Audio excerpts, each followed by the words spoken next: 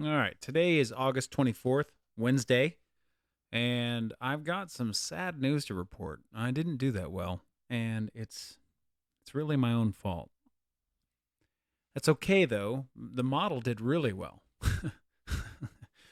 That's what's interesting. As a human, it requires a lot of effort to trade well. And even though I focus on process a lot, and I'm doing this very transparently because I think process is the key, and my research and my work has proven that out. But that doesn't mean that just because you know that you're automatically going to always trade correctly. You're going to make mistakes, and your process is what's going to identify that. Your process is what's going to ultimately correct that. Your belief in it. So I want to show you what happened today. Remember, we talked yesterday about where are we going to draw to. I'm really focused on where that is. So are we going lower here, or are we going to draw back up and balance this Globex fair value gap that was created on the day time frame? So remember, we played that all out. Where are we going? We're going to draw, or are we going to rebalance? And I thought that this low might get taken out. And if it did get taken out, that we might run higher, run up into the 4170s. That was the big idea. So let's look at what happened.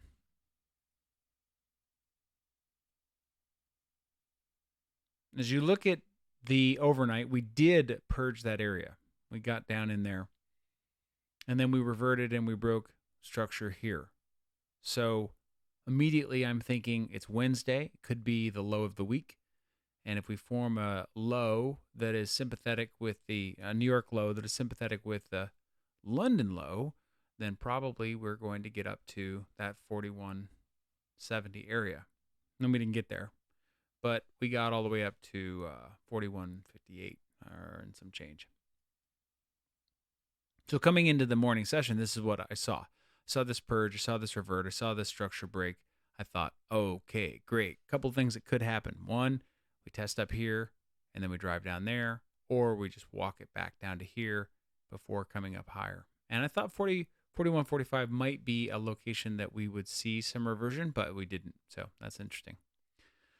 Now, another thing I want to call out is that as you look at the 60, we're all in premium. Look where the midnight open is. It's all the way down at the lows. Now, I've never experienced that before. I don't know what it means. But maybe sellers are heavy and trading is difficult. That's certainly what it was for me today. I had one opportunity to buy. You've got one exposed fair value gap down here at the 5-minute. It's also on the 15-minute. And we've got this little order block down there, right there. But sadly, it didn't get touched.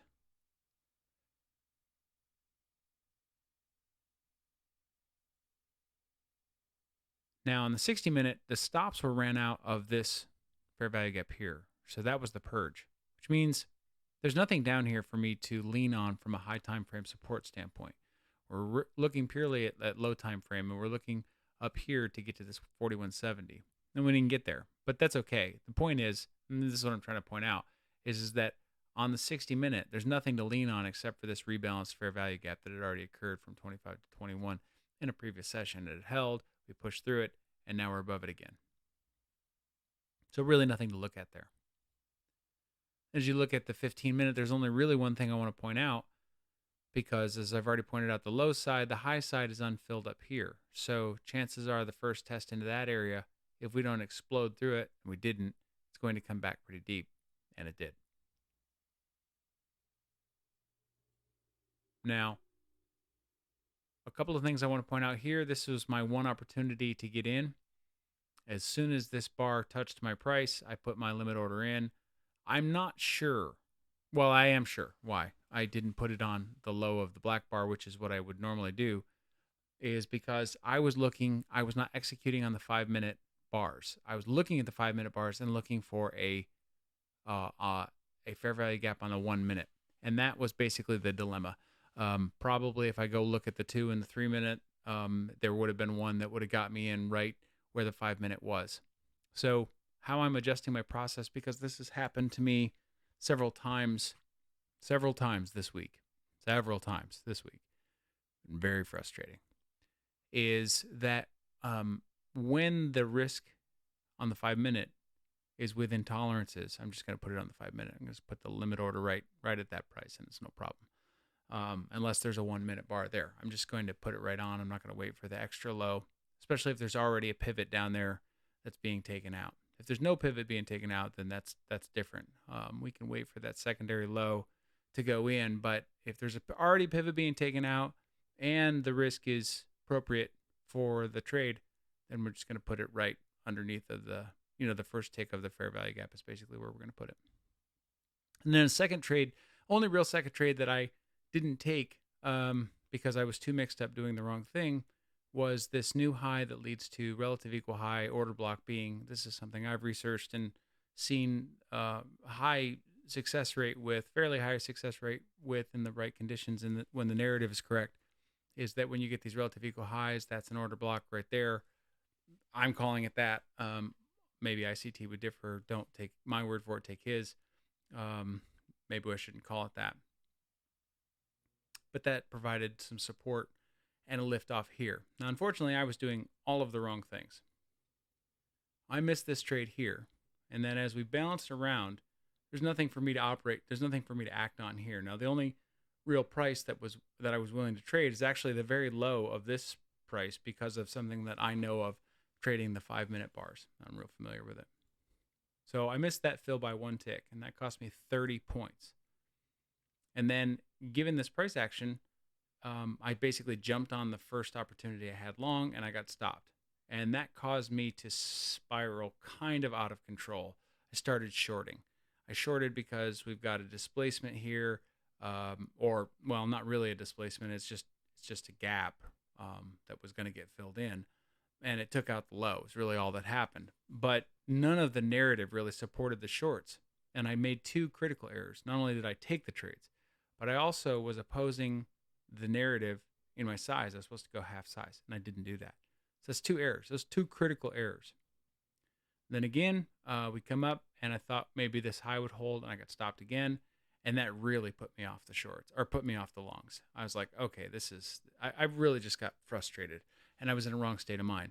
And then I made another error, which kind of pushed my losses to, near uncomfortable levels of losses for the kind of things for the kind of way I want to trade, which made me take the rest of the day off. I just didn't look at it. I said, I'll come back when the market's closed and I'll do my homework. But really what I should have done, and this is where I should have executed, is the low where I should have been in, and that would have netted me 30 points roughly. And then the second fair value gap that gets created, according to that process, is right here. And then that takes us long all the way up into 58s or so, somewhere in there. And really where you'd want to get out is, or at least where I should get out, would be a break of this pivot here. We got a fair value gap that gets created. And then you see it get tested and then roll down. So you'd want to have gotten out there. That's where I should have gotten out had I been long from here. So basically looking at a day where instead of being up 60 points, we're down 30-some points. So that's as a result of wrong-mindedness and not following the process that I know. So that's the difficulty in trading. You can analyze correctly, and you can understand all the theories and the rules, but if you don't execute your process flawlessly, you're going to get days like today. So, a few notes. The sympathetic London low and the New York low held despite being a very weak open on the 5-minute. The 5-minute, based on my research, printed a breakout long indicating longs only. I opposed that. Passive longs worked. Aggressive longs did not. The model is playing out. It was just weak opportunity today. Counted only 2 longs. And I needed to see that as weak opportunity, yet I pushed. And I pushed because I was losing. I missed the low a day by 1 tick, and I'm saying this to encourage myself because the model, there's nothing wrong with the model. It just didn't get filled.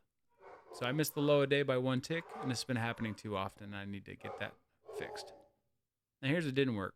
Limit orders at fair value gaps are not getting second tests. So the order had to have been there to get aboard. And that's basically something that I was mentioning over here. the market was trying to get me to buy, but it was not accelerating higher. It just kept saying buy, buy, buy, and I just convinced myself that meant it was going to unwind. Aggressive longs did not work, and there were only a couple of fair value gaps long. So that was today. The process used was largely good up until I missed good trades and then took bad trades. So the key lesson of today is that if I take a couple of stops, I've got to go reset, and I never walked away from my computer like I should have. So tomorrow, the only adjustment that I'm making is that I mentioned at on the onset of the video, which is if the 5-minute bar, which is the one I principally want to execute my fair value gaps off of, if the stop on that bar contains the risk I'm comfortable with on taking a trade, then I'm just going to exit, or I'm going to enter right at the first tick of that fair value gap. If there is already a pivot on a pullback, then I'm going to take that pivot. I'm not going to, as soon as my price gets touched, I'm taking it. I'm not going to wait for a secondary low. If there is no pivot taken, in other words, if there's no stops being run anywhere, then I am going to wait for a secondary low. That's really important. So, what's interesting, and final note here, what's interesting is the biggest change that I'm making, really, I was profitable with price action in general to begin with, but what I was never good at or was never able to do is really swing. The ICT fair value gap process has actually given me an ability to swing, hitting massive targets, massive scales, way better than I ever did before, as far as all that goes. But I had to switch to a time-based bar. So I am not triggering based on market events and delta and waves and Wyckoff theory. I'm not doing that anymore. And I really do see the upside benefit of this other model, which is why I'm committed to it, and I'm doing it with my capital. And the reason I'm doing that is because you got to spend to learn. And yes, you can do it in sim, but I've got plenty enough experience. I don't need more experience. I've just got to tighten up and take these risks, take these losses, and trust my documentation process, and my remediation processes will work themselves out. So that's why I'm doing it. And this is a good example of situations where you learn your process, but as you execute it, you become familiar with assumptions you didn't know you were making and couldn't know you were making until you started taking the trades with a little bit of equity on the line. So that's it for today.